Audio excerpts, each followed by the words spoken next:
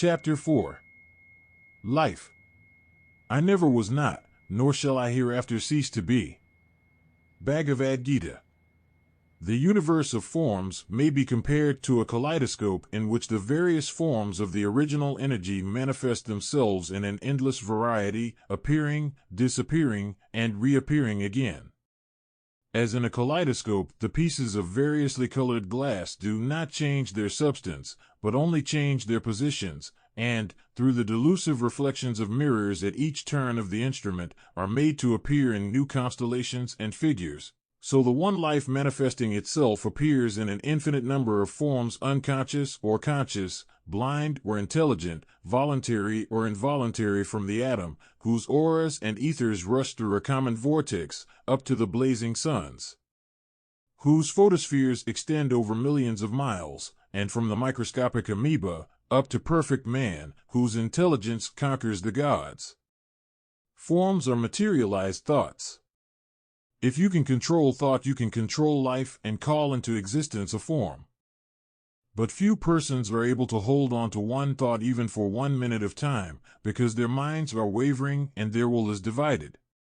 If a form comes into existence on the physical plane, its growth is simply a process by which something that already exists in thought becomes visible and material. This something is the character of the form, and as each character is individual and a whole, it becomes expressed in all parts of the form. A human being, for instance, will not have the body of a man and the head of an animal, but its human character will be expressed in all its parts, and as the character constituting humanity is expressed in all human individuals, so is the character of an individual expressed in all its parts.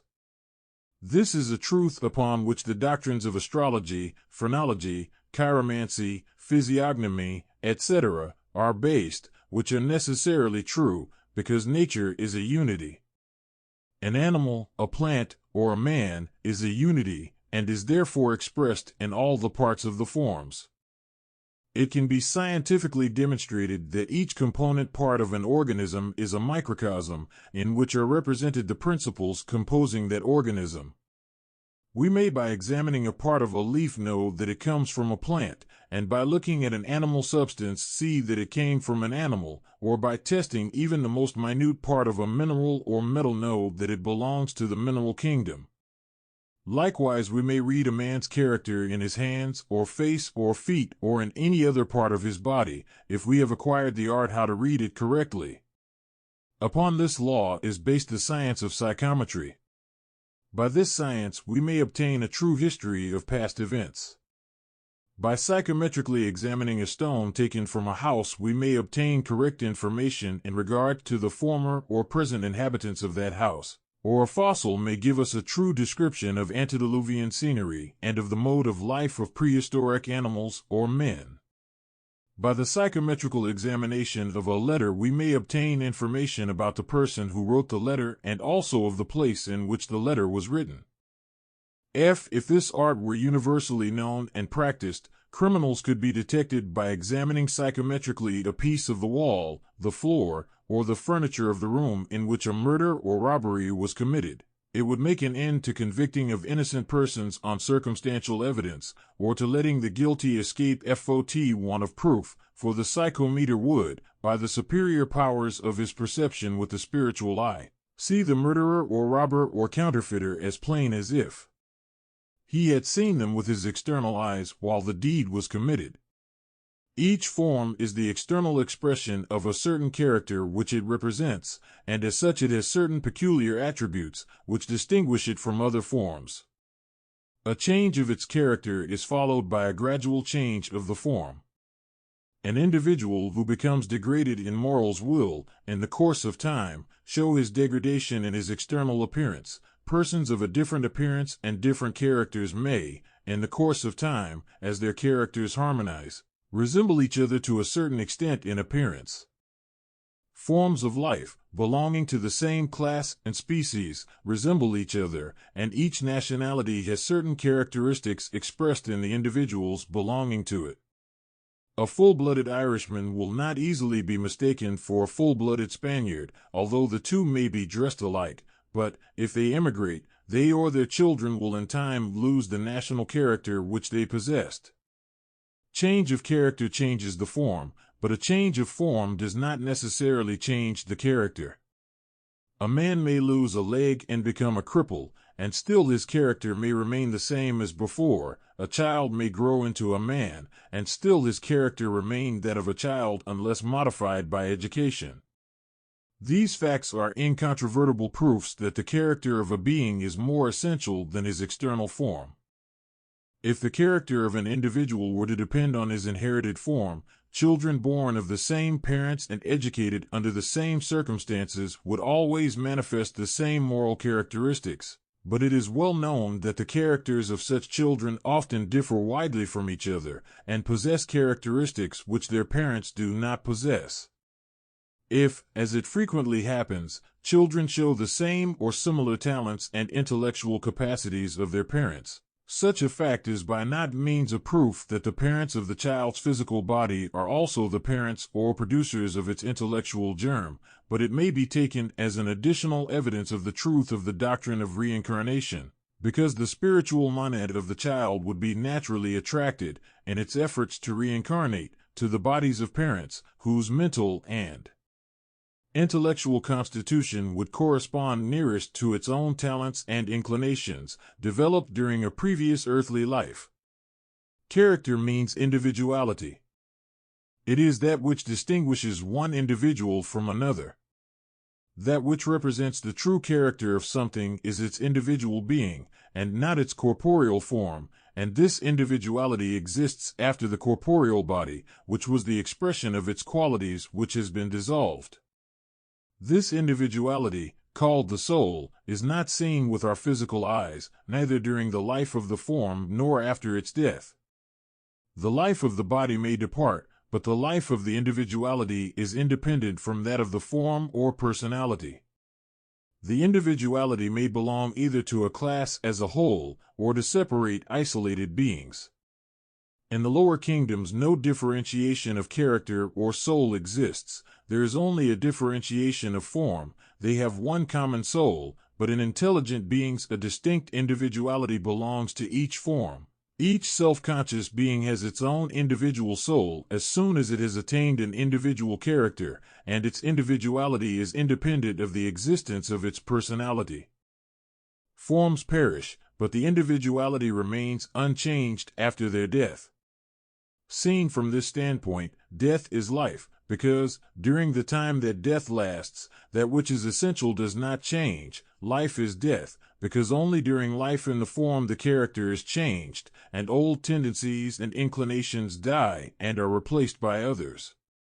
Our passions and vices may die while we live. If they survive us, they will be born again.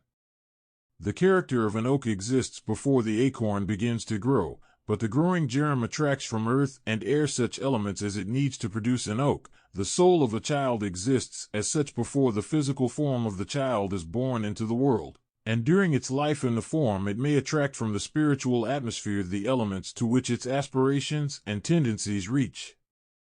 Each seed will grow best in the soil that is best adapted to its constitution. Each human monad existing in the subjective state will be attracted at the time of its incarnation to parents whose qualities furnish the best soil for its own tendencies and inclinations, and whose moral and mental attributes correspond to its own. The physical parents cannot be the progenitors of the spiritual germ of the child. That germ is the product of a previous spiritual evolution, through which it has passed in connection with former objective lives. In the present existence of a being, the character of the being that will be its successor is prepared. Therefore every man may be truly said to be his own father, for he is the incarnated result of the personality which he evolved in his last life upon the planet, and the next personality which he will represent in his next visit upon this globe is evolved by him during his present life. The development of a plant reaches its climax in the development of the seed. The development of the animal body reaches its climax in the capacity to reproduce its form, but the intellectual and spiritual development of a man goes on long after he has acquired the power of reproduction. And it may not have reached its climax when the physical form is on the downward path and ceases to live. The condition of the physical body undoubtedly furnish facilities for the development of character in the same sense as a good soil will furnish facilities for the growth of a tree, but the best soil cannot transform a thistle into a rose bush, and the son of a good and intellectual man may be a villain or a dunce. As the primordial essence proceeds to manifest itself in forms, it descends from the universal condition to general, special, and finally individual states. As it ascends again to the formless, the scale is reversed, and the individual units expand, to mingle again with the whole. Life on the lowest planes manifests itself in an undifferentiated condition. Air has no strictly defined shape. One drop of water in the ocean shares an existence common to all other drops. One piece of clay is essentially the same as another. In the vegetable and animal kingdom, the universal principle of life manifests itself in individual forms. Still, there is little difference between individual plants, trees, animals, and men belonging to the same species, and the peculiar attributes which distinguish one individual form from another cease to exist when the form disappears. That which essentially distinguishes one individual from another is independent of form. Distinctions of form disappear after the forms have dissolved. Distinctions of character remain. Those attributes which raise their possessors eminently above the common level begin at a state where external appearances cease to be of great consequence. Socrates was deformed and yet a great genius. The size of Napoleon's body was not at all in proportion with the greatness of his intellect. Spirituality rises above the grave of the form, and the influence of great minds often grows stronger after the bodies that served them have turned to dust. Strong minds exert a power far beyond their physical form while they live. That power remains what it is when they die. They do not die when the form disappears. All characters may become reincarnated or re-embodied after they have left the form, but if an individual has no specific character of its own, the common character belonging to its species or class will be all that, after leaving the old body, can enter the new. If an individual has developed a specific character of its own that distinguishes it from its fellows, that individual character will individually survive the dissolution of its form, because the law that applies to the whole, or to the class, will also apply to the part. A drop of water mixed in a body of water will become dispersed in the mass. It may be evaporated and condensed again, but it will never again be the same drop. But if a drop of some ethereal oil is mixed with the water, and the whole is evaporated in a retort, it will, after being condensed, form again the same individual drop in the mass. A character may lose its individuality during life and sink to the common level, but if it has established a distinction from others, its individuality will survive the death of the form. To build up a character in individual form is required. To build up an individual form, a character must exist. If we wish to produce a form, we must first decide upon its character. A sculptor who would aimlessly cut a stone, without making up his mind as to what form he desired to produce, would not accomplish anything great. The form is a temple of learning for the character, in which the latter gains experience by passing through the struggles of life. The harder the struggle, the faster may the character of the individual become developed. An easy life may increase the size of the form, but leave the character weak. A hard struggle may weaken the form, but strengthens the spirit. If we wish to make a new form out of old clay, we must first of all determine what that form shall be which we are about to create. The clay is passive. We may mold it into a thing of beauty or make it to represent something vile. If we wish to change our character for the better during our life, we must first of all learn to know a higher purpose of life and reach up for a higher ideal to be realized within our own self. After this, nothing else needs to be done but to keep away everything that will prevent this ideal to realize itself in us. If we only protect it in its work, it will accomplish that work alone and without our active cooperation. We need not run after, catch, invent, create, or manufacture our ideal. We only need to let that which already exists become a reality in us. We cannot even grow a cabbage. We can only prepare the conditions under which a cabbage can grow. We cannot grow an ideal in us. The ideal grows itself if we furnish the soil, and that soil is our life. If our soul is to expand its consciousness beyond the narrow limits of this world and realize the glory of an universal existence, then must we let a high and universal ideal realize itself in us. Dreaming and talking of some ideal is to no purpose. We must let it nourish itself by our life. Wisdom and power, love and truth, justice and knowledge are no objects for dreaming or for scientific research. They must become our life and nourish us by our living in harmony with these universal principles. Otherwise, we cannot rise above the limitation of form, which is the cause of the delusion of separation and personality. From the illusion of separatedness caused by the realization of form arises this delusion of self. From this delusion arise innumerable others. From the sense of self arises the love of self, the desire for continuance of personality, greed, avarice, envy, jealousy, fear, doubt and sorrow, pain and death, and the whole range of sufferings which render life miserable and afford no permanent happiness. If a person is miserable and can find no happiness in himself, the surest and quickest way for him to be contented is to forget his own personality. A person living in a continual state of isolation of the heart cares for nothing but for his own personality. He passes away his life in dreaming of that which he does not possess, and thus he loses his spiritual substance and power, becoming himself like a vapory dream. Isolation on the physical plane produces starvation. He who is not nourished by the spirit of universal love starves his soul. An organism upon a low scale of existence, a stone, endures isolation. A scrub pine may live in a place where no higher plant can exist. An idiot may live alone in a cave and not trouble himself, because he has no spiritual aspirations requiring nourishment, but one who desires to attain life and strength in the spirit must be nourished by that spirit, whose name is universal spiritual love. As on the physical plane, so on the astral plane, isolation produces starvation. A desire locked up in the heart feeds on the life of him who harbors it. Stored up anger seeks for some object upon which to spend itself. Passions are never contented, they always clamor for more. The forces of the astral plane are conscious, even if not intelligent.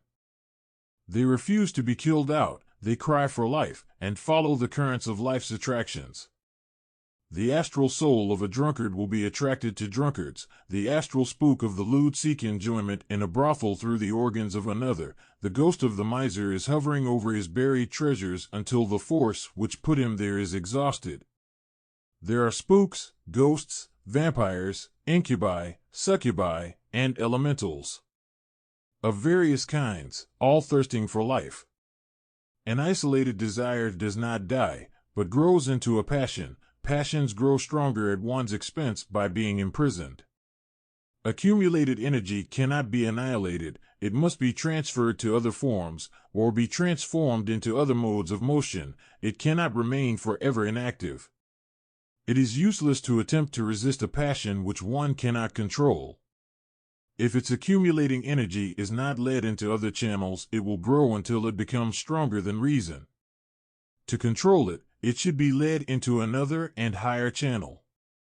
Thus a love for something vulgar may be changed by turning it into a love for something high, and vice may be turned into virtue by changing its aim. Passion is blind, it goes where it is led to, and requires reason to guide it. Love for a form disappears with the death of the form, or soon after. Love of character remains even after the form in which that character was embodied ceased to exist. The ancients said that nature suffers no vacuum. We cannot destroy or annihilate a passion. If one passion is driven away, another will take its place.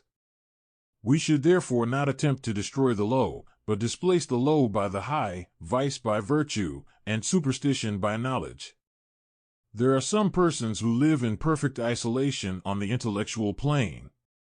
They are such whose thoughts are entirely absorbed by intellectual speculation, having no time or inclination to attend to the claims of their character.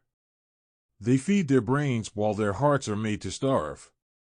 They live in dreams and scientific illusions, and the smoke of the speculations arising from their vapory brains. They are like misers, filling the mind with what they believe to be immortal treasures, consisting of collections of theories, dogmas, hypotheses, suppositions, inferences, and sophistry, while they have no room for the development of spirituality or the divine knowledge of self. This class is constituted of the very learned, the great dogmatists, rationalists, material philosophers, and skeptical scientists of our age, with overgrown brains and petrified hearts. They argue about immortality or deny its existence, instead of seeking to attain it. They sometimes become criminals for the sake of gratifying their scientific curiosity. Their astral corpses will continue to exist for a while after the death of the body, until their life is exhausted, and having attained no spirituality during terrestrial life, they will, after their borrowed treasures have departed, be spiritual idiots. There exists no isolation on the spiritual plane, nor can we speak of isolation in God, for if God is self-existent, self-conscious, self-knowing, and self-sufficient, his self, his existence, his knowledge encloses the all with all of his creatures. Well may he who has gained the knowledge of his own divine self be satisfied to live in a tomb, for what other company should be desired by one who enjoys the presence of God? What comfort should be given to one who lives in divine peace? What could be offered to one who possesses the all? Life itself never perishes, only the forms perish, if life ceases to manifest itself in them. Life is universally present in nature, it is contained in every particle of matter, and only when the last particle of life has departed the form ceases to exist. Life in a stone does not appear to exist, and yet without life there would be no cohesion of its atoms. If the life principle were extracted from a mineral, its form would be annihilated. A seed taken from the tomb of an Egyptian mummy began to germinate and grow after it was planted in the earth, having kept its life principle during a sleep of many centuries. If the activity of animal life could be correspondingly arrested, an animal or a man might prolong individual existence to an indefinite period. Stones may live from the beginning of a manvantara unto its end. Some forms reach a very old age, but if the life impulse is once given, it is difficult to arrest it without destroying the form. Life may be transferred from one form upon another, and the power by which it may be transferred is the power of love, because love, will, and life are essentially the same power, or different aspects of one, in the same sense as heat and light are modifications of motion. The power of hate may kill, and the power of love has been known to call the apparently dead back to life. Spiritual love is life, a spiritual power more powerful than all the drugs of the pharmacopoeia. A person may actually give his life to another and die himself, so that another may live. This transfer can be made and sick persons restored to health by the power of love. The fountain of this universal love is also the source of the life of all things. It is divine self-consciousness, the power by which God recognizes himself in everything. In other words, it is divine wisdom, the light. It is everywhere present, and manifests itself in every form capable to correspond to its living vibrations. It cannot be found by vivisection nor by means of the microscope, telescope, or chemical analysis, and modern science knows nothing about it. Nevertheless, it is a principle or power, in and through which we all live and have our being, and if it were withdrawn from us for one moment, we would be immediately annihilated. To be blind to the universal presence of this light is to be blind to the fact that grasses and trees, men and animals, live and grow, and that every form strives to be initiated into a higher degree according to the law of evolution. The building of the Temple of Solomon goes on unceasingly. Invisibly act the elements of nature, the master builders of the universe, and no sound of a hammer is heard. Life inhabits a form, and when the form is decayed it gathers the elements and builds itself a new house. A rock, exposed to the action of wind and rain, begins to decay on its surface, the elements gather again and appear in a new form. Minute plants and mosses grow on the surface, living and dying and being reborn, until the soil accumulates and higher forms come into existence. Centuries may pass away before this part of the work is completed, but finally grasses will grow, and the life that was formerly dormant in a rock now manifests itself in forms capable to enter the animal kingdom. A worm eats a plant, and the life of the plant becomes active and conscious in a worm. A bird eats the worm, and the life that was chained to a form crawling in darkness and filth now partakes of the joys of an inhabitant of the air. At each step on the ladder of progression, life acquires new means to manifest its activity, and the death of its previous form enables it to step into a higher one. But a time arrives in the process of its evolution when its activity becomes so high and its sphere so expanded that no physical organism, no form of which we can conceive, will be able to serve as an instrument in which its attributes could find an appropriate expression. Then will the mortal frame be too insignificant to serve the immortal genius, and the freed eagle will arise from the form. Forms are nothing but symbols of life, and the higher the life expresses itself, the higher will be the form. An acorn is an insignificant thing compared with the oak, but it has a character, and through the magic action of life it may develop into an oak. The germ of its individual life is incarnated in the acorn, and forms the point of attraction for the universal principle of life. Its character is already formed, and if it grows it can become nothing else but an oak. Buried in the earth it grows and develops from a lower into a higher state through the influence of the highest, because the principle of life is present in it. But however great its potency for growth may be, still it cannot germinate without the life-giving influence of the universal fountain of life reaching it through the power of the sun, and the sun could not make it grow unless the same principle of life were contained within the germ. The rays of the sun penetrate from their airy regions to the earth. Their light cannot enter the solid earth, which protects the tender seed of a plant from the fiery rays, whose activity would destroy its inherent vitality. But the seed is touched by the heat that radiates into the earth, and a special mode of life manifests itself in the seed. The seed begins to sprout, and the germ struggles towards the source of the life-giving influence, and strives towards the light. The roots have no desire for light, they only crave for nutriment, which they find in the dark caverns of matter. They penetrate deeper into the earth, and may even absorb the activity of the higher parts of the plant.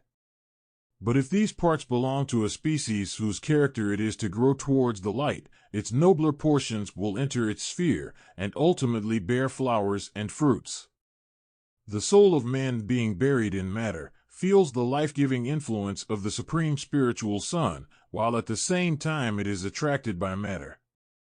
If man's whole attention is attracted to the claims of his body, if all his aspirations and desires are directed to satisfy the desires of his self, he will himself remain a thing of earth, and capable to become conscious of the existence of light.